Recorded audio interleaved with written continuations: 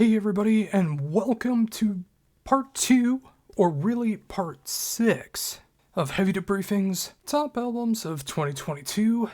If you follow the top 150 list, this is part 6. If you're following the video series, this is part 2, talking about albums 40 to 31. Of course, check out the previous video if you want to see how all this started with the top 50. If you want to check out all 150, make sure to go to thatdrummerguy.com. And if you want to know the rules, check it down below. Aimed at you, we're the Cowboys from Hell. And with that, let's get into number 40. And at number 40, it is Soilwork with Overgiven Hatton. The second album in the Soilwork discography that I have a very hard time saying, despite all of the songs being in English. Of course, they are a Swedish band. But I feel like this album is kind of the perfect starter album if you're brand new to Soilwork. Of course, if you've never heard Speed do melodic death metal, you are in for a treat. For longtime fans, new-time fans, whatever the case is, this particular album, I feel like showcases the best of Soilwork with brand new material. And by that is, if you like the melodic death metal side of Soilwork, it's here. If you like the progressive side of Soilwork, that is also here. If you like them experimenting with different metal nodes, obviously over the last couple albums, they've had a little bit of a black metal tinge, which I really appreciated. Or they do things that are sensationally poppy in choruses and then get nice and heavy in other aspects. Truly, truly cool stuff. Of course, this will be the final recordings of Mr. Anderson, who, of course, was playing guitar in Soilwork and also the Night Flight Orchestra, and it is so sad to see him go the way that he did through suicide. I know all too much about different attempts of not wanting to be here anymore. In fact, even before recording, I had a bit of a breakdown, and that's why I'm recording right now, just trying to lighten myself and try to be able to just get through this holiday season and be able to talk about some good music. And it is so unfortunate that he is no longer with us, but I'm so glad that he still gave the blessing to Speed to be able to continue on with Soilwork, to be able to continue on with the Night Flight Orchestra, and just being able to be known for being able to be a great songwriter. I felt like he helped contribute to Soilwork's longevity, and of course the Night Flight Orchestra. And it hurts to see him go, but at least he left us with one final album that is just sensational on guitar from beginning to end. And if you like your melodic death metal with a good sense of experimentation, whether it's getting very poppy, very brutal, very evil sounding, again, it's cool to hear Soilwork do a little bit of black metal, of all things. But yeah, I highly recommend checking this one out. At number 39, it is Zeal and Ardor with the self-titled Zeal and Ardor album. This is probably the most experimental album in Zeal and Ardor's discography, which is crazy to think about because they are such an avant-garde experimental band. When they first started off, of course, they were doing that great mixture of black metal and African-American spirituals. Now they've kind of contextualized and became something more than that. Of course, there is still the occasional moments where you feel those chants still happening, but they really have become more than that. And that's something to really be appreciative of. I'm not going to say this is my favorite Zeal and Ardor album. I still need it to grow on me, but there are such great songs on this album.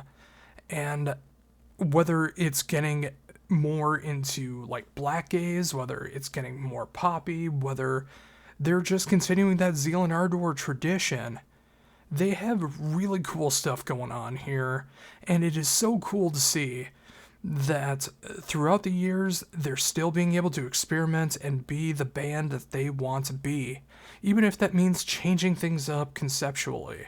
And with every album, I've noticed that it comes with a bit of a backlash from some people, and from others, they're getting into Zeal and Ardor, and that is just so fantastic to see.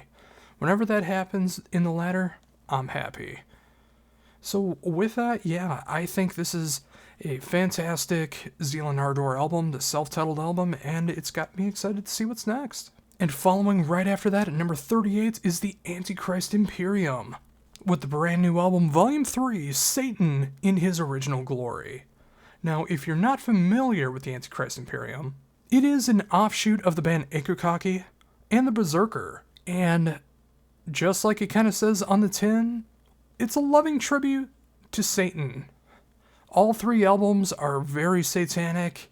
It's all about the love of Satan, and whether you look at it as a very cheeky, hey, I see what you're trying to do here, being nice and evil, or if you really are a Satanist and you really do appreciate the aspects of what they cover when it comes to Satanism, that's on you. But musically, it is very creative stuff, whether you like stuff from Akakaki, whether you like the brutality of the Berserker, and maybe I'm just reading a little too much into it because Akakaki is now the backing band for Anal Nathrak, whether it's just one show or going forward. I really, really hope it's going forward. I don't want this to be the last thing that they do. But when it comes to that, I kind of feel an Anal Nathrak kind of sensibility to it. Maybe that's just the Akakaki talking as well, because, it's like they're a natural fit to be the backing band for that band. But with that said, this is a really fun album. It's dark, it's experimental.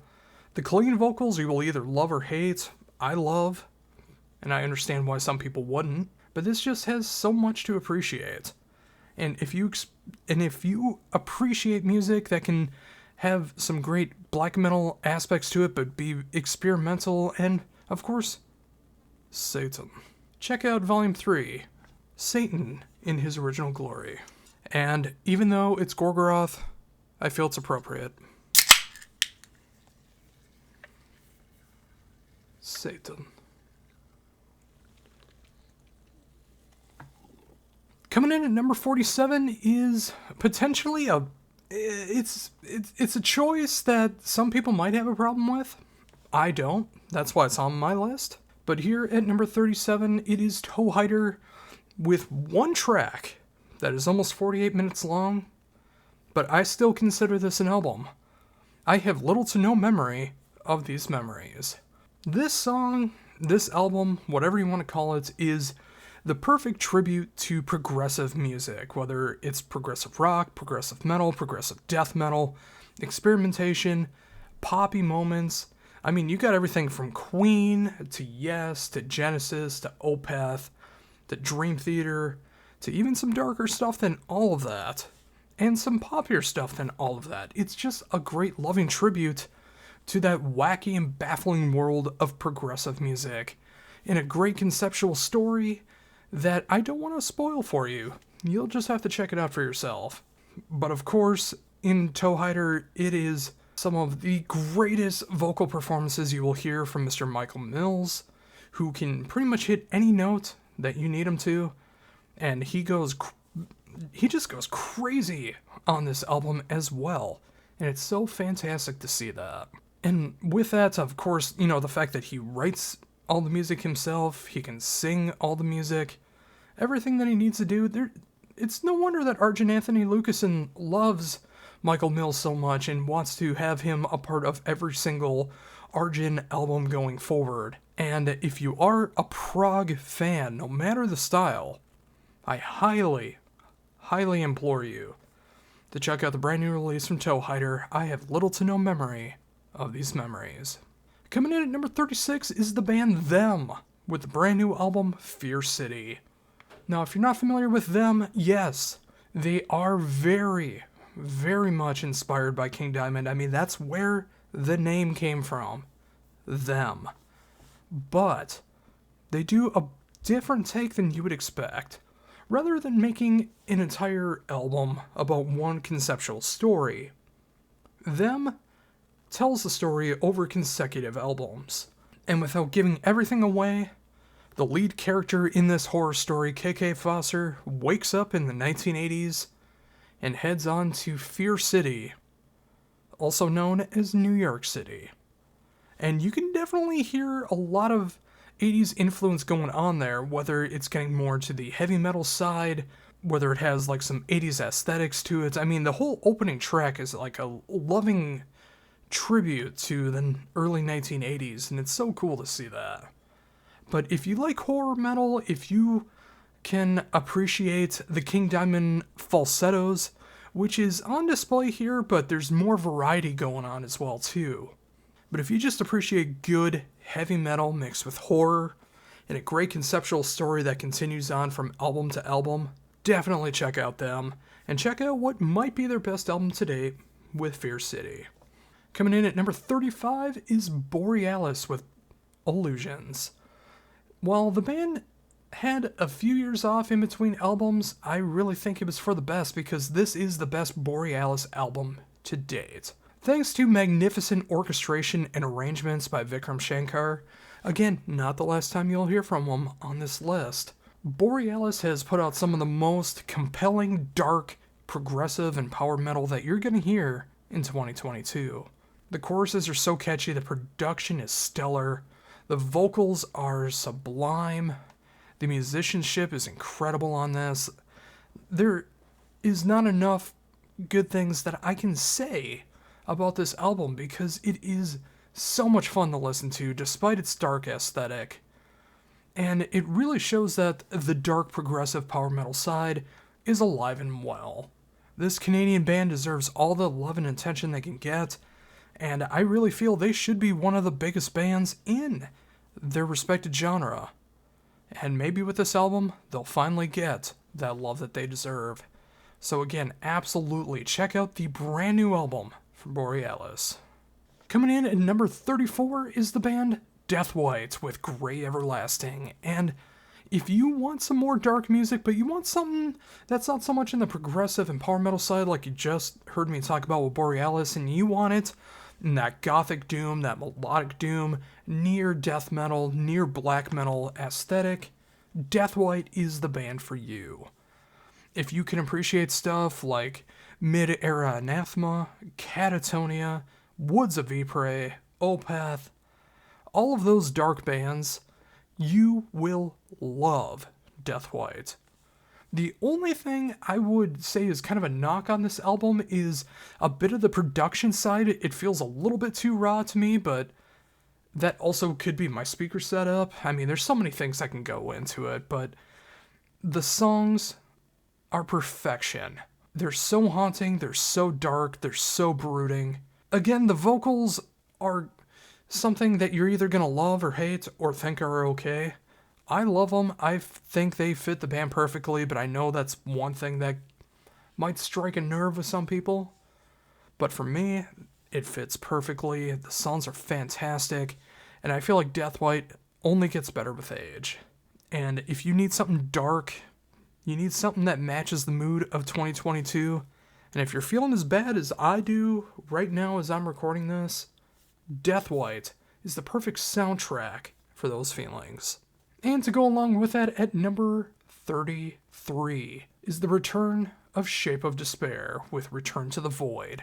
Yes, this album is one of the best death doom, funeral doom, and disturbing mental health albums of 2022.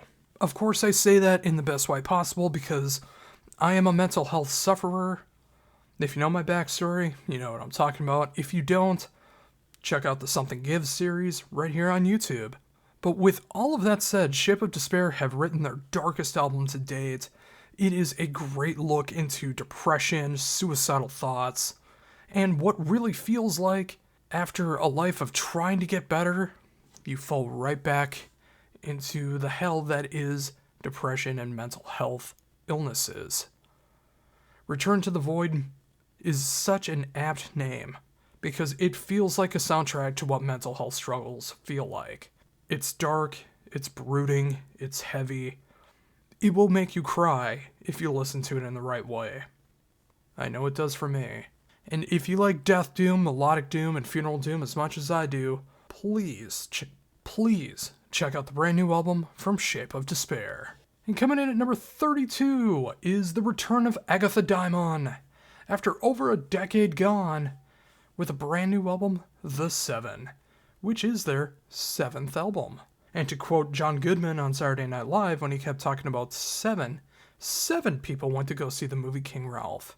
Wow, I'm old. Or I was just a young age when I watched Comedy Central reruns on Saturday Night Live. Regardless, Agatha Diamond is back with their great blend of blackened death metal, symphonic metal, orchestrated metal, and just dark, evil music. Agatha Diamond is a band that has always been killer, and it's great to see them back with a new lineup. They sound so rejuvenated, and you can really hear it in the music, the production, the songwriting, the musicianship. Everything about this album is done to its full extremes, yet there's such great moments of beauty within that controlled chaos that you just don't see coming until it happens. And then they hit you again with that brutality. Between all of these songs, you get to see all the different sides of Agatha Diamond, and of course the new influences the new members of the band have brought in since the rejuvenation of this band. And this is an album that is not nearly talked about enough, and I feel like it should. And I'm so glad that I could fit it in at number 32 here on my list, and I really hope that you'll check it out as well. And finally, for today's part of the list, at number 31, is Dog Fashion Disco with Cult Classic. Their first brand new, non-re-recorded album in quite some time is one of their most heavy but catchy albums as well. They don't experiment as much too much. The brass section and woodwinds kind of take a back seat on this album for the most part, although they do show up in significant parts. But that's not the focal point of this album. It's heavy, it's straight ahead, the vocal lines are insane, the songs are so catchy. To say it's the best Dog Fashion Disco album is maybe not what I would necessarily say, but it is a fantastic starter album for people that are just getting into the band. I used to say it was Adultery was the perfect starter album because I felt like that was a great collection of everything.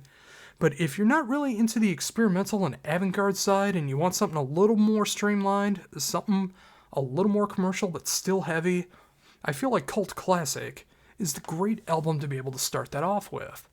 Dog Fashion Disco often gets compared to something like any of Mike Patton's works, Mr. Bungle or even Phantomos. I don't agree with that. Just because they have different instrumentation at times and they can be kooky and wacky doesn't mean that they're a Mr. Bungle ripoff. They're their own entity. And I really appreciate that. And I think on this album they show that stronger than ever before. And it's a good year for music in 2022 when a band that I love so much on an album that I love so much is only at number 31. And with that, I think it is time to close out part 7 or part 2, depending on how you look at this, of the top albums of 2022. Yes, for part 2, this is the top 50 albums of 2022 on YouTube, and I thank you so very much for tuning in. If you want to check out the whole 150 albums, make sure to go over to thatdrummerguide.com and check out all of the written material that I have up so far. And after this, I got 3 more parts in that 150 list, and in this particular video series as well. So make sure to tune in tomorrow when we talk about albums 30 to 21. And until next time, for Heavy Debriefings, this is Josh Runquist saying, see ya.